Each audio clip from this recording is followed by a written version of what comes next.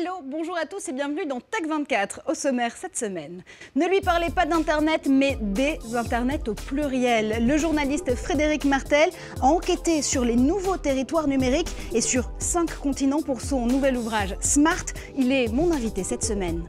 Et dans Test 24, Guillaume Gralet du magazine Le Point se prend pour Henri Cartier-Bresson avec le Leica T, le tout nouveau boîtier photo de la marque mythique Leica. Mais d'abord, c'est une enquête de terrain et de réseau. Frédéric Martel est parti à la rencontre de celles et ceux qui font et défont Internet, histoire de mettre des mots et de l'humain derrière la révolution numérique. Bonjour Frédéric. Bonjour. Merci d'être avec nous sur le plateau de Tech24. Premier constat, Smart, votre enquête parle des Internets et non plus d'Internet seul et unique. Qu'est-ce qu'il faut se dire aujourd'hui? Que le réseau n'est plus global mais qu'il est fragmenté entre plusieurs territoires? Oui, j'écris les Internets au pluriel et d'ailleurs aussi avec un i minuscule parce que nous sommes au fond face à un phénomène qui, contrairement à ce qu'on pense souvent, ce que disent les patrons de la Silicon Valley ou ceux qui critiquent Internet, ils disent que c'est quelque chose de global qui nous échappe, qui détruit notre culture, qui détruit notre langue.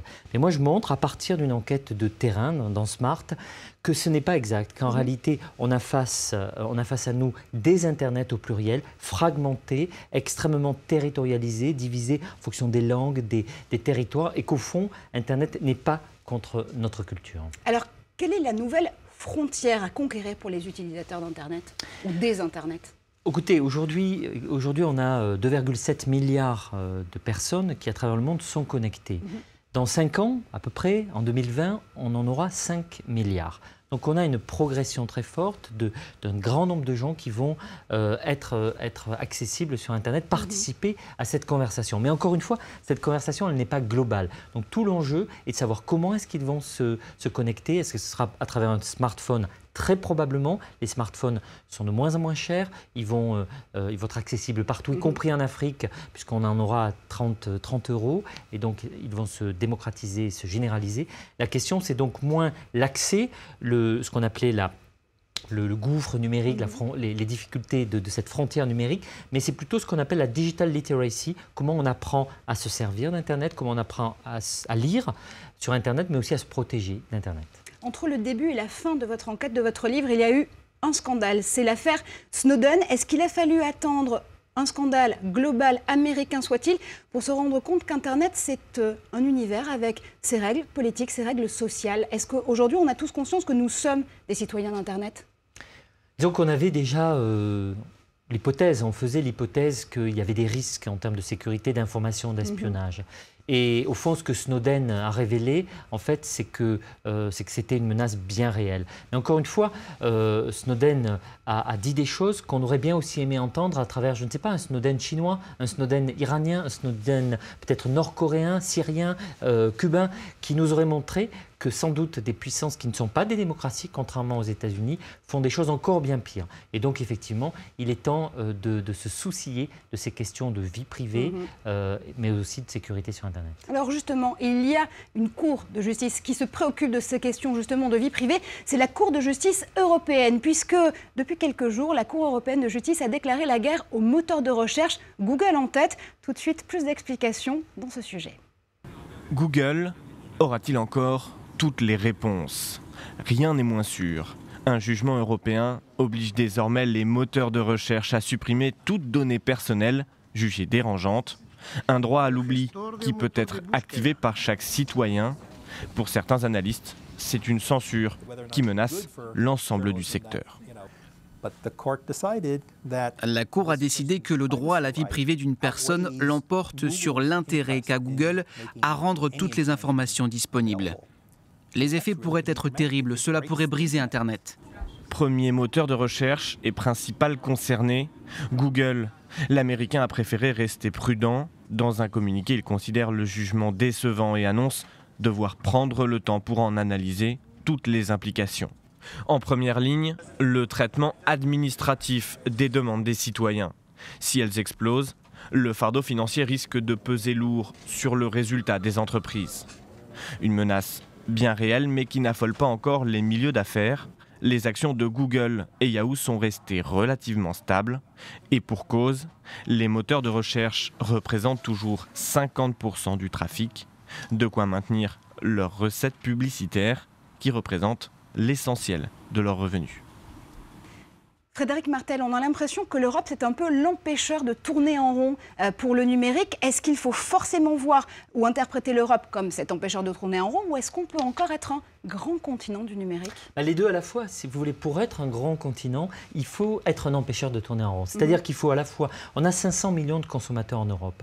On est un géant d'Internet sur les contenus, sur les applications, sur le cloud, sur la musique, comme avec Spotify, Deezer, Qobuz, c'est-à-dire la musique en streaming, la vidéo en streaming aussi avec Dailymotion. Donc on est un géant d'Internet et on a un poids face aux États-Unis parce qu'on est un marché décisif pour eux. Donc du coup, il faut empêcher les Américains de tourner en rond au pied de la lettre, c'est-à-dire les réguler. La régulation, c'est important. Moi, je crois en l'économie de marché. C'est extrêmement bien qu'on dialogue avec les États-Unis. C'est bien aussi qu'on commerce avec eux. Mais il faut qu'il y ait une justice dans le marché, dans cette économie de marché. Ça passe par des régulations. Et donc, c'est très bien que les cours de justice ne cessent pas, ne lâchent pas Google, Apple, Facebook, d'autres, pour leur imposer des règles communes sur la vie privée, sur la sécurité, sur l'échange des données, etc. Mais Google, c'est forcément l'homme à abattre dans l'affaire ? Non, je pense que, si vous voulez, aujourd'hui, Google, c'est 86% de part de marché en Europe, dans l'Europe des 28. Donc c'est un acteur important, mais c'est aussi un acteur qui a des abus de position dominante. C'est très bien Google, mais lorsqu'il lie ce type de compte à Gmail, à Google+, que les résultats de recherche dépendent des propres produits qui sont ceux que commercialise Google, bien, ça pose un problème d'équité de base, de justice. Et encore une fois, l'économie de marché, c'est bien, mais pour qu'elle fonctionne, il faut éviter les positions d'abus dominantes. Et c'est ça que dit la Cour de justice européenne, c'est ce que dit le Parlement européen, et c'est ce qu'on espère, le nouveau Parlement, avec sa nouvelle commission, vont pouvoir mettre en place, c'est-à-dire une nouvelle politique européenne du numérique. Rendez-vous le 25 mai pour le savoir peut-être. Dernière question, Smart, c'est vraiment une enquête de terrain. On le disait tout à l'heure, vous êtes parti à Gaza, vous êtes parti dans la Silicon Valley, en Israël, en Afrique du Sud. Quelles sont les nations du numérique qui vous ont le plus impressionné au cours de cette enquête? Si vous voulez, vous avez la Chine qui est un autre Internet. C'est à la fois un intranet, un Internet fermé, avec, je ne sais pas, Alibaba qui est l'équivalent d'Amazon, avec Renren qui est l'équivalent de Facebook, avec les Weibo qui sont les Twitter, etc. Donc c'est un Internet très original, censuré, mais également expansif à visée, je dirais, de conquête économique. Le patriotisme économique, au fond, en Chine, est plus important même encore que la censure. Mais vous avez en Inde la carte d'identité numérique universelle qui m'a frappé. À Cuba, un pays où Internet est quasiment inexistant ou extrêmement limité. Des pays comme Gaza où au contraire Internet est partout et on vit comme si on était en liberté dans un territoire qui pourtant est une sorte de prison. Ou encore l'Internet à Soweto en Afrique du Sud ou à Kibera, le grand ghetto du Kenya, où là vous avez une sorte de possibilité de transformation sociale, de sortir et de vous, de revitaliser un quartier grâce à Internet. Et donc, c'est ça que j'ai voulu raconter dans Smart. Merci d'avoir fait un tour sur le plateau de Tech24 entre toutes vos enquêtes. On vous retrouve évidemment dans toutes les bonnes librairies avec Smart aux éditions Stock. J'imagine qu'on peut aussi le retrouver en version numérique sur Amazon et sur Kindle. Et sur le site smart2014.fr et même sur Twitter, MartelF. Voilà, Smart. Merci encore d'être venu sur le plateau de Tech24. Et tout de suite, c'est Test 24 avec Guillaume Gralet.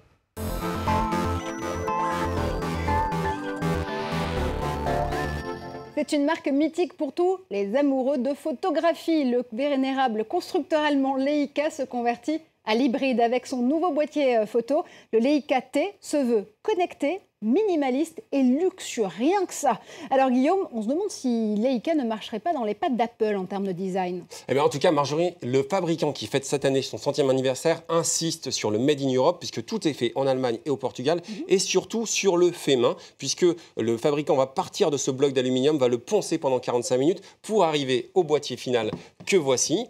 Mais surtout, la vraie nouveauté chez Leica en ce moment, c'est son écran tactile, un écran sur lequel on va pouvoir zoomer, sur lequel on va pouvoir faire défiler des photos et surtout qu'on va pouvoir partager sur des réseaux sociaux. Mais c'est tout de même une révolution culturelle pour Leica, ce qui explique aussi du coup le fait que le partage de photos ne soit pas encore forcément très ergonomique. Effectivement, pour l'instant, il faut encore passer, Marjorie, à travers une application sur un iPhone, une application gratuite, et c'est ce qui va vous permettre ensuite d'aller sur Instagram, de la travailler ou d'aller sur Twitter, par exemple. Ce qui est intéressant, c'est que cette marque a quand même failli frôler la faillite. Cette marque qu'adorait Henri Cartier-Bresson, qu'adorait Robert Capa, a eu vraiment du mal. Aujourd'hui, on voit que ça va mieux, on voit qu'il y a certains progrès à faire, mais on voit de vraies prouesses technologiques. Le stockage, par exemple, 16 gigabits.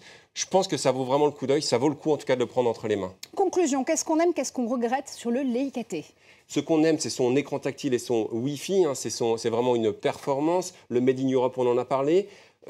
Un petit regret, l'écran tactile pour l'instant est fixe, on ne peut pas encore le bouger et on aimerait à l'avenir, mais c'est pas très difficile, je pense que le fabricant y arrivera, certaines applications natives qui permettent de partager directement sur les réseaux sociaux. Oui, un hybride de luxe quand même, parce qu'il faut compter 3 000 € entre le boîtier et l'objectif. Merci Guillaume pour toutes ces explications.